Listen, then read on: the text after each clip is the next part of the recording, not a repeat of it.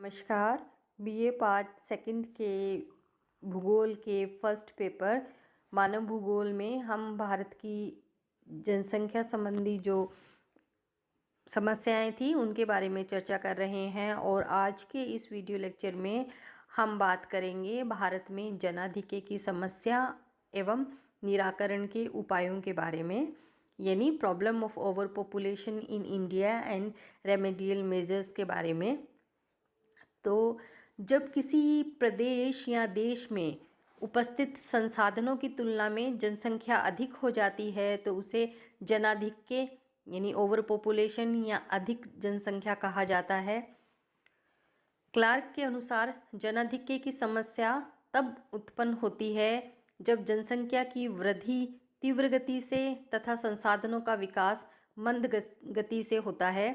जनाधिक्य के कारण क्षेत्र में गरीबी, भूखमरी, रोजगार संसाधनों की कमी, सामाजिक बुराइयों का अस्तित्व आदि दृश्य उत्पन्न हो जाते हैं।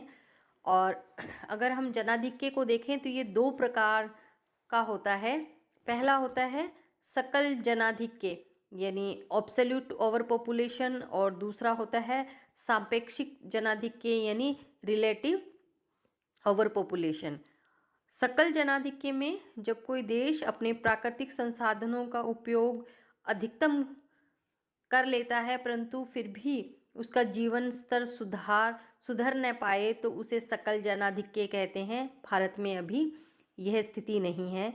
दूसरा होता है सापेक्षिक जनाधिक्य, जब किसी देश या प्रदेश में उपलब्ध प्राकृतिक संसाधनों से प्राप्त उत्पादन उसकी जनसंख्या की मांग की पूर्ति न कर सके, परंतु तकनीकी विकास के द्वारा संसाधनों में उत्पादन वृद्धि की जा सकती है और न केवल वर्तमान जनसंख्या का पोषण अच्छी तरह से हो सकता है बल्कि उससे अधिक जनसंख्या का भी पोषण किया जा सकता है। ऐसी स्थिति को हम सापेक्षिक जनाधिक्य कहते हैं, यानी ये रिलेटिव ओवर पॉपुलेशन की स्थिति मानी जाती है।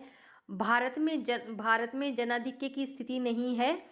हाँ, कभी कभी कुछ क्षेत्रों में जनाधिक्य की स्थिति उत्पन्न हो जाती है, यानी संपूर्ण भारत में अभी जनाधिक्य की स्थिति नहीं है बल्कि उसके कुछ क्षेत्रों में जनाधिक्य पाया जाता है। स्वतंत्रता के बाद भारत की जनसंख्या तेजी से बढ़ी है, जिसके कारण 1960-70 के दशक में भोजन की पूर्ति नहीं हो पा रही थी, परंतु मेक्सिको से नए गेहूं की नई किस्म लाकर तथा कृषि में मशीनों का उपयोग करके उत्पादन में वृद्धि की गई और इसे देश में हरित क्रांति के रूप में जाना गया। कृषि उत्पादन में वृद्धि के कारण ही भारत में दोगुनी से अधिक जनसंख्या का पोषण जो है वो संभव हो पा रहा है। वर्तमान भारत के कई राज्यों जैसे कि बिहार, पश्चिमी बंगाल, उत्तर प्रदेश, मध्य प्रदेश, उड़ीसा, आंध्र प्रदेश, उत्तरी व पूर्वी भाग तथा महाराष्ट्र का पूर्वी भाग आदि ऐसे प्रदेश हैं जहां पर सापेक्षिक जनाधिक्य की स्थिति है। इसकी पहचान के निम्नलिखित आधार हैं। पहला, इन प्रदेशों में गरीबी का स्तर ऊंचा है। दूसरा, इन प्रदेशों में गरीब मजदूर भारत के महाराष्ट्र यानी महाराष्ट्र के पश्चिमी भाग में, गुजरात व अन्य प्रदेशों में असंगठित क्षेत्र में कार्य कर रहे हैं। तीसरा, दिल्ली व अन्य भारतीय प्रदेशों में होने वाले सड़क निर्माण, भवन निर्माण आदि कार्यों में इन प्रदेशों के श्रमिक ही मुख्य रूप से कार्य करते हैं। चौथा, दिल्ली, मुंबई, नागपुर, बेंगलुरु आदि महानगरों में अधिकांश रिक्शा चालक इसी प्रदेशों से आते हैं।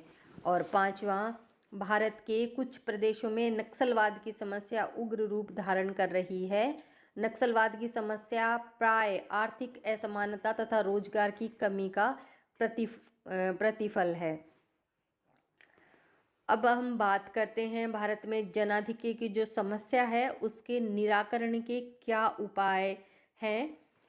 तो उपरोक्त जो हमने अभी तक चीज़ें पढ़ी हैं उनसे कुछ भारतीय प्रदेशों में जो जनाधिक्य का आभास होता है उन प्रदेशों को अगर हम देखें, उनका निरीक्षण करें, तो हम ये पाएंगे कि नियमित विकास के द्वारा, इन क्षेत्रों का नियमित विकास करके इस समस्या का निदान किया जा सकता है, क्योंकि क्षेत्रीय संसाधन इस योग्य हैं और निम्नलिखित उपायों के द्वारा इस सापेक्षिक जनाधिक्य की समस्या से छुटकारा पाया जा सकता है। और इसके लिए कुछ निम्नलिखित उपाय हैं। इनमें पहला जो उपाय है वो है भूमि सुधार नियमों को लागू किया जाए। यानी भारत में जो आर्थिक असमानता है उसका जो एक कारण है वो है भारत की पुरानी जो भूमि व्यवस्था है वो, और इसको इसमें सुधार करके अगर हम इसे समानता से लागू कर सकें तो ये जो गरीब मजदूरों की जो समस्या है उस से छुटकारा पाया जा सकता है और भारतीय समाज में आर्थिक समानता की स्थिति लागू की जा सकती है। दूसरा, कृषि में सिंचाई साधनों का विकास किया जाए। अभी भी भारत के कई क्षेत्रों में जो कृषि है वो वर्षा आधारित है, वर्षा पे निर्भर है। अगर भारत के संपूर्ण कृषि क्षेत्र में सिंचाई साधनों का विकास किया जाए तो ग्रामीण जनसंख्या और जो गरीब जनसंख्या है उसका आर्थिक स्तर सुधारा जा सकता है। तीसरा है कृषि फसलों की सघनता को बढ़ाया जाए। और चौथा है अधिक पोषण क्षमता वाली फसलों के क्षेत्र में अभिवृद्धि की जाए, यानी जो ज़्यादा न्यूट्रिशियस क्रॉप्स हैं उनके एरिया को बढ़ा दिया जाए, जिससे जनसंख्या में कुपोषण और की जो समस्या है उससे छुटकारा मिले और बीमारियों से भी एक तरह से लड़ने की जो क्षमता है वो जनसंख्या में विकसित हो पाए। पांचवा है कृषि फसलों में बायोटेक विधियों का उपयोग कर उत्पादन में वृद्धि की जाए। अभी तक जो भारतीय ग्रामीण समाज है वहाँ पे जो कृषि है वो निर्वाह के लिए की जाती है, किंतु अगर हम उसमें नई विधियों का उपयोग कर सकें तो उससे उत्पादन में वृद्धि होगी और उत्पादन अगर सरप्लस होगा तो उस ग्रामीण जनसंख्या के लिए अतिरिक्त आय का साधन जो है वो बन पाएगा। छठा जो है वो है कृषि भूमि के क्षेत्र में वृद्धि की जाए, ज़्यादा से ज़्यादा जो एरिया है उसको कृषि के अंतर्गत लाया जाए। और सातवां है कृषि के अन्य पक्षों, यानी कृषि से जुड़े हुए जो अन्य पक्ष हैं जैसे मछली पालन, मुर्गी पालन, रेशम कीट पालन, जलीय कृषि, मधुमक्खी पालन आदि का भी विकास किया जाए।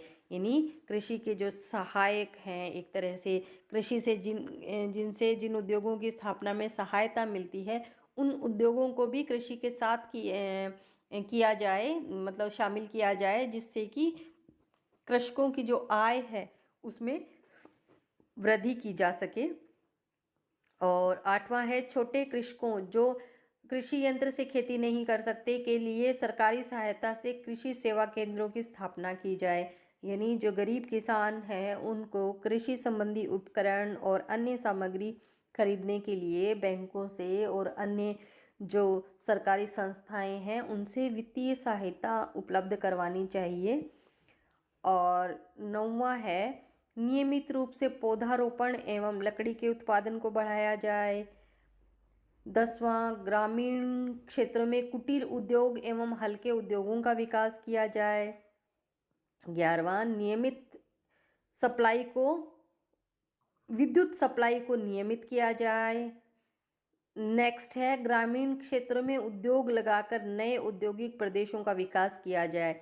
अभी तक अगर हम भारत की स्थिति को देखते हैं या समझते हैं तो हम ये पाते हैं कि जितने भी औद्योगिक केंद्र हैं वो महानगरों के आसपास, महानगरों में स्थित हैं और जनसंख्या का जो संकेंद्रण है वो इन्हीं महानगरों के चारों ओर है।